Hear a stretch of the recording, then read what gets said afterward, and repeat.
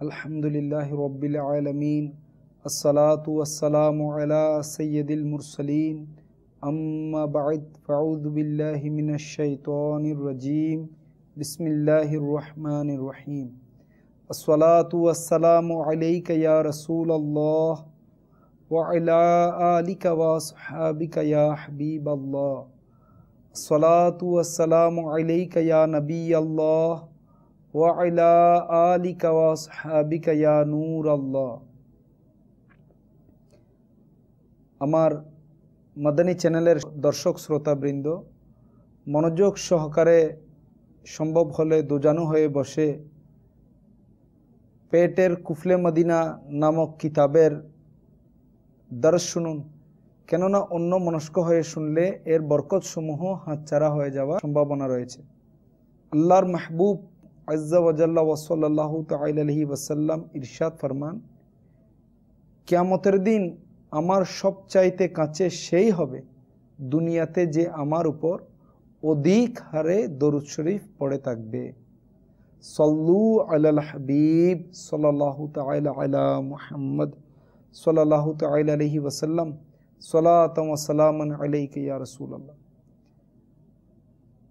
আলা হযরত ইমাম আহলে সুন্নাত শাহ ইমাম আহমদ রেজা খান আলাইহি রহমাতুল মান্নান ওনার তরজুমা কনজুল ঈমান শরীফের মধ্যে আয়াতের অনুবাদ করেন, নিশ্চয়ই রিপুতে মন্দ কাজের বড় নির্দেশদাতা। নফসকে মেরে ফেলার পরিপূর্ণ চেষ্টা করা উচিত, কেননা যে নফসকে মারতে পেরেছে অথবা সেটাকে খারাপ আকাঙ্ক্ষা থেকে বিরত রাখতে সক্ষম হয়েছে তার জন্য জান্নাতের সুসংবাদ রয়েছে। যেমন খোদায়ে রহমান আজ্জা ওয়াজাল এর ফরমানে জান্নাত নিশান হচ্ছে, আর সেই ব্যক্তি যে আপন প্রতিপালকের সামনে দাঁড়াবার ভয় করেছে এবং নফসকে কুপ্রবৃত্তি থেকে বিরত রেখেছে, তবে নিশ্চয়ই জান্নাতি তার ঠিকানা। যদি আল্লাহ আজ্জা ওয়াজাল এর সন্তুষ্টি অর্জনের লক্ষ্যে পেটের কুফলে মদিনা লাগিয়ে ক্ষুধার্ত থাকার বরকতসমূহ লাভ করার জন্য আপনার মন মানসিকতা তৈরি হয়, তাহলে এটা স্মরণ রাখবেন যে নফসের সাথে প্রচণ্ড লড়াই করতে হবে। নফস সহজে আয়ত্তে আসার মতো নয়। হযরতে সৈয়দুনা বাইজিদ আলাইহি রহমাতুল্লাহিল মজিদ বলেন, নফস এমন একটি বস্তু মন্দ কাজ ছাড়া যেটার শান্তি আসে না। নফস মন্দ কাজেই সন্তুষ্ট থাকে। হযরতে সৈয়দুনা সুলাইমান দারানি কুদ্দিসা সিররুহুর রব্বানি বলেন, নফসের বিরোধিতা করা খুবই উত্তম আমল। হযরতে সৈয়দুনা আবু সুলাইমান দারানি কুদ্দিসা সিররুহুন নুরানি বলেন, নফসের খাইশগুলো থেকে কোনো একটি খাইশকে পরিত্যাগ করা অন্তরের জন্য 1 বছরের রোজা ও 1 বছরের রাতের কিয়াম ইবাদত থেকেও অধিক কল্যাণকর। বুজুর্গানে দিন রাহিমাহুমুল্লাহু তাআলা অনেক সময় নফসকে যে বিশেষ আকৃতি দেখেছেন এর বাস্তব প্রমাণ পাওয়া যায়। যেমন হযরত মুহাম্মদ আলিয়ান নাসাবি আলাইহি রহমাতুল্লাহিল কবি বলেন, প্রাথমিক অবস্থায় যখন আমি নফসের ধ্বংস প্রক্রিয়াগুলো সম্পর্কে জানতে পারলাম, তখন সেটার সাথে আমার ভীষণ শত্রুতা হয়ে গেল। একবার দেখলাম শিয়ালের বাচ্চার মতো একটি জন্তু আমার কণ্ঠনালী হতে হঠাৎ করে বের হয়ে গেল। শিয়ালের বাচ্চার মতো ওই প্রাণী বের হওয়ার পর আল্লাহ আজ্জা ওয়াজাল আমাকে সেটার সাথে পরিচয় করিয়ে দিলেন, আর বুঝে গেলাম যে এটা আমার নফস। আমি সাথে সাথে প্রবল আক্রোশে সেটার উপর ঝাঁপিয়ে পড়লাম। এবং সমস্ত ঘৃণা একত্রিত করে নিজে পায়ে সেটাকে পিষতে লাগলাম। কিন্তু কি আশ্চর্যের ব্যাপার, আমি যতই সেটাকে পিষতে থাকি ততই সেটা লম্বা হতে থাকে। আমি বিরক্ত হয়ে গেলাম। ওহে নফস, প্রতিটি বস্তু কষ্ট ও আঘাতের ধ্বংস হয়ে যায়, অথচ তুই এর বিপরীত বাড়তে শুরু করেছিস। সেটা জবাব দিল, আমার ব্যাপারটাই উল্টো। যে বিষয়ে অন্য বস্তুগুলোর কষ্ট হয় সেগুলোর দ্বারা আমি শান্তি লাভ করি, আর যেসব বিষয়ে অন্যদের শান্তি লাভ হয় আমার সেগুলোর দ্বারা কষ্ট হয়। আমার মাদানী চ্যানেলের দর্শক শ্রোতা, আমরা দেখলাম যে নফসকে হত্যা করা খুবই কঠিন কাজ। যে কোনোভাবেই এটাকে আয়ত্তে নিয়ে আসার চেষ্টা করা উচিত। আর এর একটি উপায় এও যে নফস যা বলে তার বিপরীত কাজ করা। যেমন সেটা ভালো ভালো খাবার, মজাদার খাবারের স্বাদ গ্রহণ এর যখন পরামর্শ দেয় বা পেট ভরে খাওয়ার প্রতি উৎসাহিত করে, তখন তার কথা যেন আমরা না মানি, শুধু প্রয়োজন অনুযায়ী খানা খাবে। হুজুর দাতা সাহিব রহমতুল্লাহ আলাই বলেন, ক্ষুধা সিদ্দিকিনদের খাদ্য ও মুরিদদের সুলুক এর পথ। আগেকার যুগে লোকেরা জীবিত থাকার জন্য খেতেন, অথচ তোমরা খাওয়ার জন্য জীবিত রয়েছ।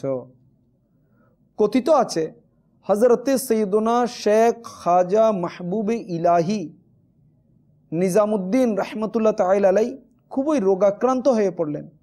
মুরিদেরা আরজ করল, হুজুর এখানে একজন পণ্ডিত ঝাড় ফুকের কাজ করেন, তার চিকিৎসা বহুল প্রচলিত, যদি অনুমতি দেন তবে তার কাছে আপনাকে নিয়ে যাই। তিনি বললেন, আমি চিকিৎসার জন্য কাফিরের নিকট যাব না। রোগ আরও বেড়ে গেল।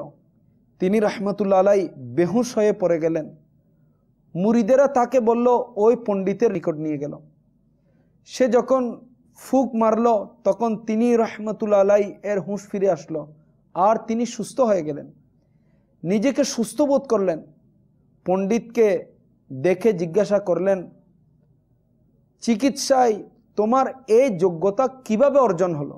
সে বলল, আমার ওস্তাদ আমার কাছে এ শপথ নিয়েছেন যে নফস যা কিছু বলে যেন আমি এর বিপরীত করি। সুতরাং আমার যখন ঠান্ডা পানি পান করার ইচ্ছা হয় তখন আমি গরম পানি পান করি। নফস ভাত খেতে চাইলে রুটি খেয়ে নিই। এভাবে নফসের কথার বিপরীত করতে করতে আমার মাঝে এই শক্তি সৃষ্টি হয়ে গেল। তিনি রহমতুল্লাহ আলাই বললেন, এটা বলো যে তোমার নফস তোমাকে মুসলমান হওয়ার জন্য কি বলে? সে বলল, আমাকে নিষেধ করে। তিনি রহমতুল্লাহ আলাই বললেন, এটা মুসলমান হতে নিষেধ করছে, তাই তোমার মূলনীতি অনুযায়ী সেটার কথার বিপরীত কাজ করে তোমার উচিত মুসলমান হয়ে যাওয়া। এ কথায় তিনি রহমতুল্লাহ আলাই এর কিছুটার এরূপ হৃদয়াগ্রাহী নিয়মে ইরশাদ করলেন যে সেটার প্রভাব সৃষ্টিকারী তীর হয়ে তার হৃদয়ে বিদ্ধ হয়ে গেল। আর সে হঠাৎ বলে উঠল, আমি আমার কুফর থেকে তওবা করে মুসলমান হয়ে যাচ্ছি। এবং সে পাঠ করতে লাগলো, লা ইলাহা ইল্লাল্লাহু মুহাম্মাদুর রাসূলুল্লাহ সাল্লাল্লাহু তাআলা আলাইহি ওয়াসাল্লাম। সুবহানাল্লাহ। সে হযরত খাজা নিজামুদ্দিন রহমতুল্লাহ তাআলা আলাই এর বাহ্যিক রোগের চিকিৎসা করলো, আর তিনি রহমতুল্লাহ তাআলা আলাই তার সে উপকারের বিনিময় প্রদান করে তার আভ্যন্তরীণ রোগের চিকিৎসা করে দিলেন।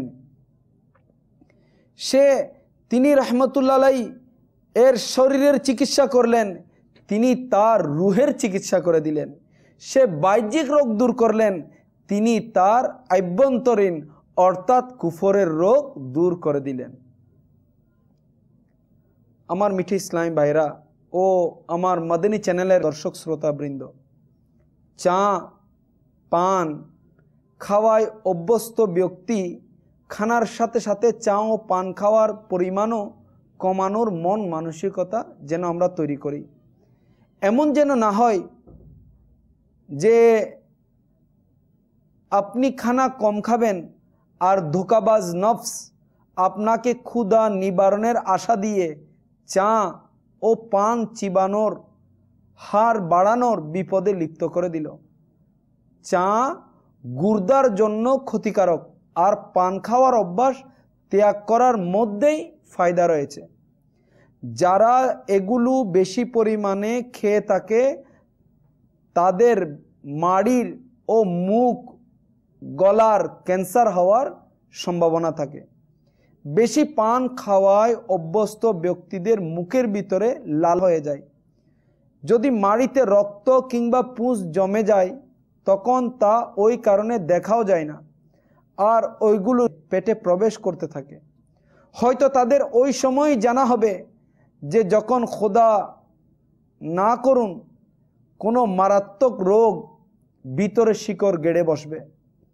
পাকিস্তানে সম্ভবত পানের ক্ষয়ের উৎপন্ন হয় না, তাই সম্পদলোভী কিছু ব্যক্তিবর্গ যাদের দুনিয়া ও আখিরাতের ধ্বংস হওয়ার ব্যাপারে কোনো চিন্তা ভাবনা থাকে না, ওইসব লোকেরা মাটির সাথে চামড়ার রং রঙানোর রং মিশিয়ে খয়েরের মতো একটা বস্তু বানিয়ে বিক্রি করে, আর এভাবে বেচারা পানভক্ষণকারী বিভিন্ন রোগের শিকার হয়, ধ্বংসের দিকে ধাবিত হতে থাকে। জবের শুকনো রুটি হোক কিংবা ঘিয়ে ভাজা পরোটা পেটে যাওয়ার সাথে সাথে সবই একাকার হয়ে যায়।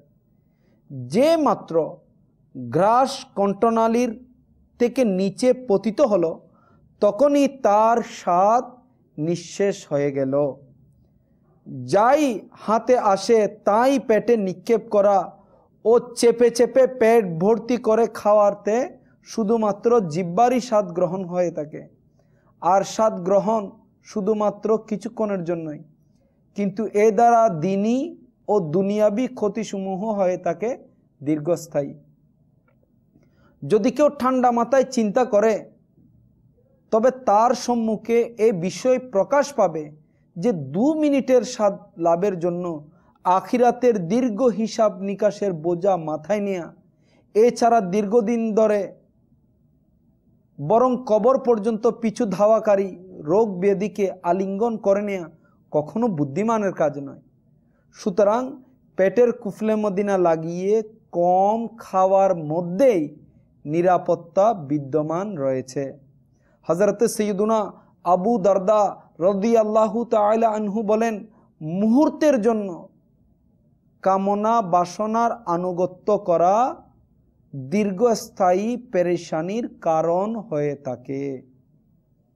ভেবে দেখুন, জিহ্বাকে স্বাদ দানকারী সুগন্ধে ভরা ঘিয়ে ভাজা খুবই মজাদার পরিপাটি গ্রাস অত্যন্ত আগ্রহ ভরে যদি কেউ মুখে দেয় আর চপাত চপাত করে চিবিয়ে যে মাত্র কণ্ঠনালীর নিচে নেমে গেল, এরপর যদি তীব্র বেগে ওই মজাদার খানায় বমি হয়ে বের হয়ে যায় তখন সেটার দিকে দৃষ্টিপাত, এটাই হলো ওই স্বাদপূর্ণ গ্রাসের বাস্তবতা। একটি মহল্লায় পায়খানা পরিষ্কার করা হচ্ছিল, যে কারণে চারিদিকে মলমূত্র ছড়িয়ে ছিটিয়েছিল। লোকেরা দুর্গন্ধ এড়ানোর জন্য নাকে রুমাল দিয়ে দ্রুত বেগে সে জায়গা অতিক্রম করে যাচ্ছিল। এমন সময় ওই মলমূত্রগুলো তাদেরকে ডাক দিয়ে আহ্বান করে নিজের ভাষায় বলতে লাগলো, ওহে পলায়নকারীগণ, একটু থামো, আমাদেরকে চিনে নাও, আমরা কারা? আমরা সেই বস্তু যাদেরকে তোমরা খুবই কষ্টে অর্জন করেছ, অনেক পরিশ্রম করে রান্না করেছ, আর খুব মজা করে গোগ্রাসে খেয়েছ এবং তা দিয়ে নিজের পাকস্থলী ভর্তি করেছ। আফসোস, তোমাদের সাথে মুহূর্তের সংস্পর্শে আমাদেরকে এই অবস্থা করেছে, আমাদের কাছ থেকে তোমরা কেন পালাচ্ছ? আমরা তো ঘন্টা কয়েক পূর্বেও তোমাদের মজাদার বিরিয়ানি, ঘিয়ে ভাজা পরোটা এবং ভালো ভালো সুন্দর কোরমা ছিলাম। আমার মাদানী চ্যানেলের দর্শক শ্রোতা, শুধু নসিহত, খানা যত উত্তম হবে সেটার পরিণাম ততই মন্দ হবে। তাই আমাদের মজাদার ও মশলাযুক্ত তেলে ভরা খাবার দূরে থাকা আমাদের জন্য উত্তম হবে। আল্লাহ তাআলা আমাদেরকে নিজের নফসের বিরোধিতা করার তৌফিক দান করুক। আলহামদুলিল্লাহ আজ্জা ওয়াজাল তাবলীগে কোরআন ও সুন্নতের অরাজনৈতিক দ্বীনী সংগঠন দাওয়াত ইসলামীর সুবাসিত মাদানী পরিবেশে সর্বদা সম্পৃক্ত থাকুন। দাওয়াত ইসলামীর সাপ্তাহিক ইজতেমা সারা রাত অতিবাহিত করার মাদানী অনুরোধ রইল। আশিকানে রসুলদের সাথে সুন্নত শিকার জন্য মাদানী কাফেলা সমূহের সফর এবং প্রতিদিন ফিকরে মদিনার মাধ্যমে মাদানী নিয়ামতের রিসালা পূরণ করে জিম্মাদারকে জমা করানোর অভ্যেস গড়ে তুলুন। ইনশাআল্লাহ আজ্জা ওয়াজাল এর বরকতে গুনাহের প্রতি ঘৃণা, সুন্নতের অনুসরণ এবং ঈমান হিফাজতের মন মানসিকতা সৃষ্টি হবে। আমাদের প্রত্যেক ইসলামী ভাইয়ের এই মাদানী চিন্তাধারা হওয়া উচিত যে আমাকে নিজের এবং সারা দুনিয়ার মানুষের সংশোধনের চেষ্টা করতে হবে। ইনশাআল্লাহ আজ্জা ওয়াজাল নিজের সংশোধনের জন্য মাদানী নিয়ামতের উপর আমল এবং সারা দুনিয়ার মানুষের সংশোধনের জন্য মাদানী কাফেলায় সফর করতে হবে ইনশাআল্লাহ আজ্জা ওয়াজাল।